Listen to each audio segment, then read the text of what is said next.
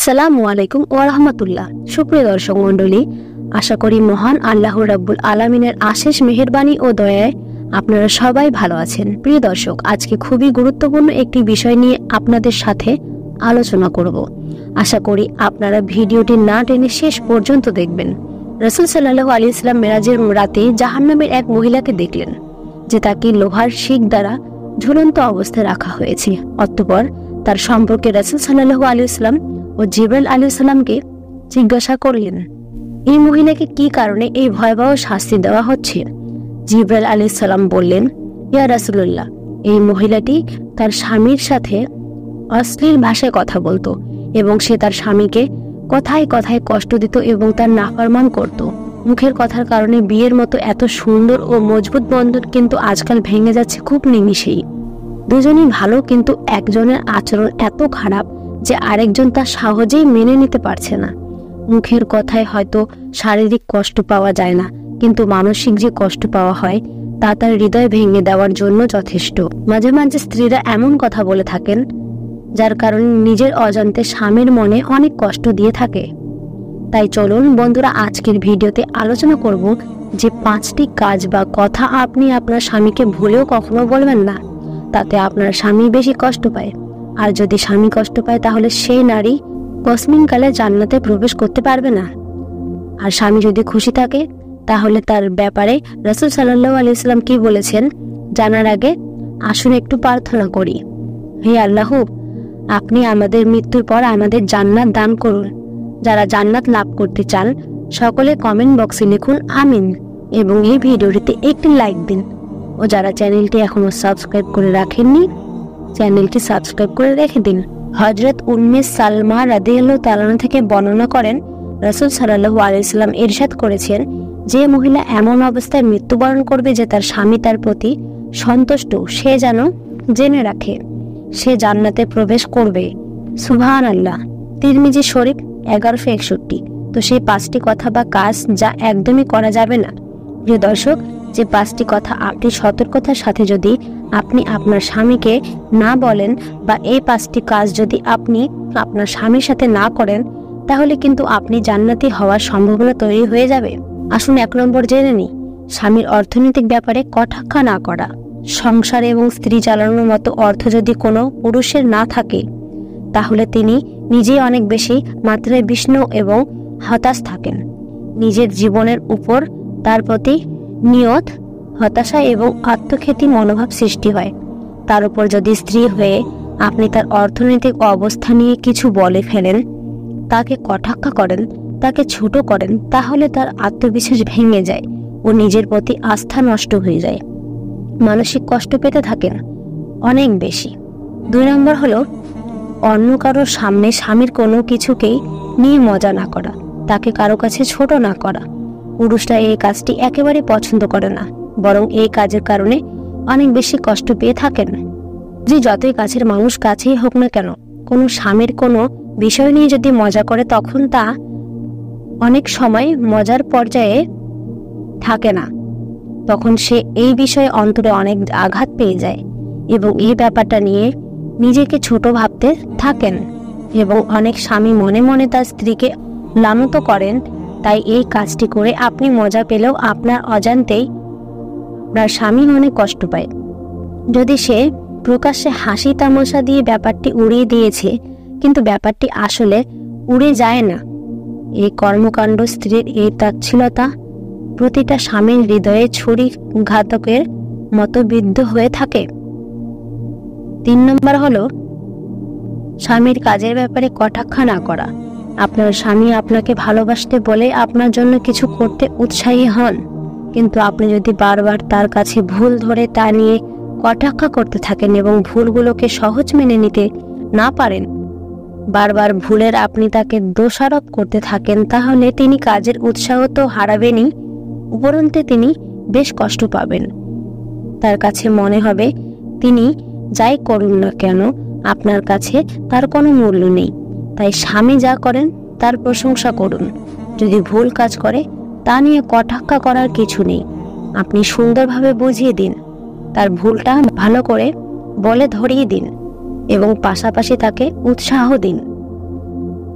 4 নম্বর, প্রিয় দর্শক, সবকিছুর ব্যাপারে যদি স্বামীর কাছে অভিযোগ করতে থাকেন তাহলে তিনি মনে অনেক কষ্ট পেয়ে থাকেন, কারণ আপনার অভিযোগে তিনি নিজেকে অনেক বেশি ছোট ভাবতে থাকেন।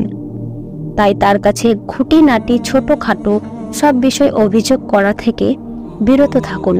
নিজের আত্মবিশ্বাস হারাতে থাকেন।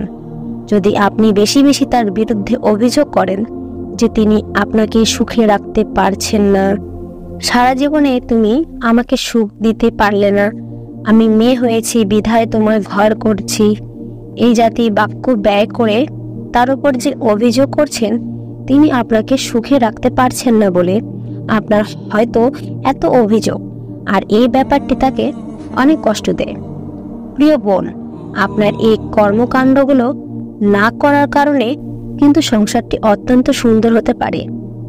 5 নম্বর হলো, ছোট বড় সকল ব্যাপারে দোষারোপ করা। হয়তো রাগ উঠলে অনেক স্ত্রী মুখ ফসকে বলে ফেলেন, এই অবস্থার জন্য তুমি দায়ী, কিন্তু এই কথাটি আপনার স্বামীর মনে গভীর আঁচড় কাটে। ছোট বড় সকল ব্যাপারে আপনি যদি তাকে দোষারোপ করতে থাকেন তিনি অনেক বেশি হতাশ হয়ে পড়েন, কারণ তিনি তখন ভাবতে থাকেন যে তিনি হয়তো আপনার জন্য কিছুই করতে পারেননি। এই কষ্ট নিয়ে চলেন যে তিনি একেবারে কাপুরুষ একজন মানুষ। তাই প্রিয় বোনেরা, আপনি আপনার স্বামীকে ভুলেও এই 5টি কথা বা কাজ করে অযথা কষ্ট দিবেন না, আপনার উপরে অভিশাপ নামতে পারে। আবার স্বামীদেরও মনে রাখতে হবে, একটা নেককার ফরহেজগার নারী এই জীবনে সবচেয়ে বড় সম্পদ। রাসূল সাল্লাল্লাহু আলাইহি ওয়াসাল্লাম বলেছেন, পৃথিবীর সকল সম্পত্তি ক্ষণস্থায়ী, তার মধ্যে শ্রেষ্ঠ হচ্ছে দিনদার নেককার স্ত্রী। তাই সবচেয়ে বেশি ভরসা, বিশ্বাস ও ভালোবাসা সবকিছু আপনার স্ত্রীর উপরে রাখুন এবং আপনার স্ত্রী যেন আপনার উপরে রাখে। এই পারস্পরিক বোঝাপড়াটি হচ্ছে সুখী এবং আনন্দময় একটি জীবনের মূল হাতিয়ার।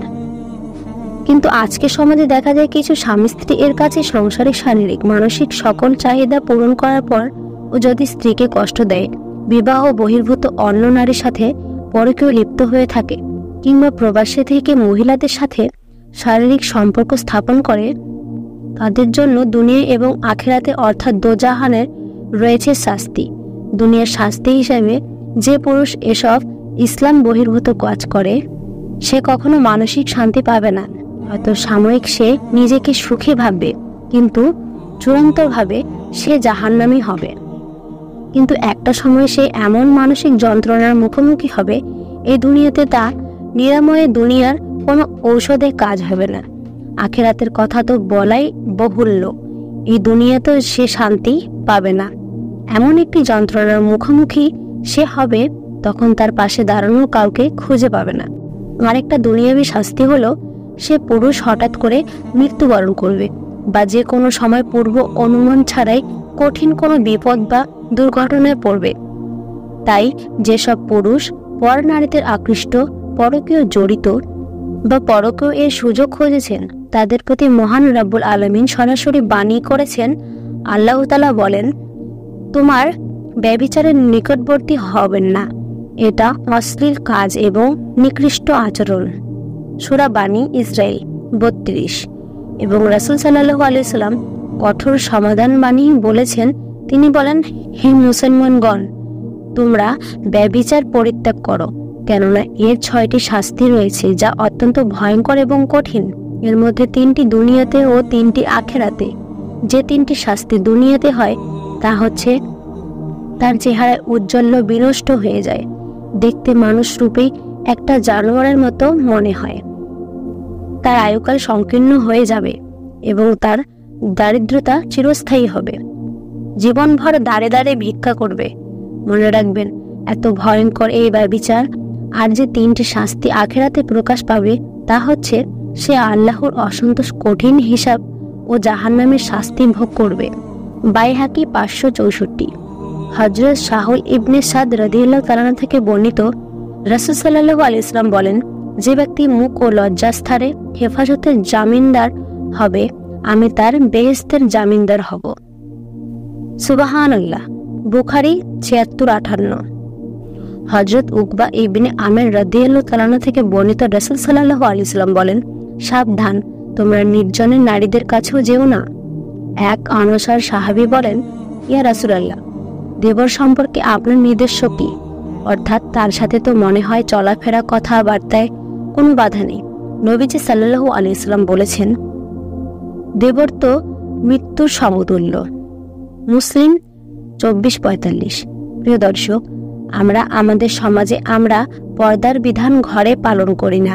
কি দেবর, কি ভাসুর, কি ননদ, কি নানাস, এগুলো আমরা হরহামেশাই মহরম গায়ের মহরম বাজবিচার না করেই সবার সামনে সবার সাথে একান্তে কথা বলা বা খোশ গল্পে মজে ওঠাটা একটা সংস্কৃতি, আচার বা রীতি বলে মনে করি। কিন্তু রাসূল সাল্লাল্লাহু আলাইহি ওয়াসাল্লাম এই বিষয়টিকে সমর্থন করেননি এবং এটিকে মৃত্যু সমতুল্য বলেছেন। হাদিসের ব্যাখ্যায় হাফিজ ইবনে হাজার আসকালানি ফাতহুল বাড়িতে লিখেছেন, এখানে মৃত্যুর সমতুল্য অর্থ হলো ভয়ঙ্কর হারাম, আর ইসলামে এসবের শাস্তি ভয়াবহ। এসবের শাস্তি হিসেবে রজম ও দর্রার নির্দেশে এসেছে হাদিসে, যাতে কোনো নারী ও পুরুষ যেন এ ধরনের ভয়াবহ কর্মে লিপ্ত না হয়। প্রিয় দর্শক, একবার চিন্তা করে রাখুন, আমাদের দেশে ইসলামিক শাস্তি বা সাজার বিধিবাধন জারি নেই বলে জীবনভর অনেক ভাই ও বোনেরা ব্যভিচারের বশবর্তী হলেও একবার চিন্তা করে দেখুন কতবার তার এই শাস্তির মুখোমুখি হতে হবে। কিন্তু হতাশা হবেন না, আল্লাহ গফুর ও রহিম। নিঃসন্দেহে আল্লাহর রহমান রহিম এবং তিনি ক্ষমাশীল। এখনো যদি পাপের সম্পর্কে আপনার বোধ হয়, তাহলে আজই 2 রাকাত সালাত আদায় করুন। রব্বির কারিম এর দরবারে সিজদাহে লুটিয়ে পড়ে ক্ষমা প্রার্থনা করুন। 2 হাত তুলে ক্ষমা চান। নিঃসন্দেহে আল্লাহ ক্ষমা করে দেবেন। এবং প্রতিজ্ঞা করুন জীবনভর আর কখনো ব্যভিচারের কাছাকাছিও যাবেন না।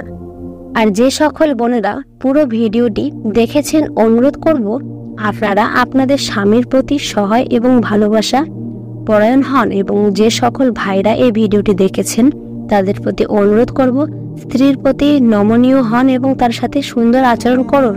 পারিবারিক এর জীবনকে গড়ে তুলুন সুন্দর এবং শান্তিতে, এবং আমাদের জঘন্য পাপচার, পরকীয় এবং ব্যভিচারের হাত থেকে রক্ষা করুক। আর তার সাথে সাথে 5 ওয়াক্ত নামাজ পড়ার তৌফিক দান করুন। আমিন। তো বন্ধুরা, এই ছিল আমার আজকের ভিডিওটি ভালো লেগে থাকলে অবশ্যই লাইক, কমেন্ট ও সাবস্ক্রাইব করে রেখে দিবেন।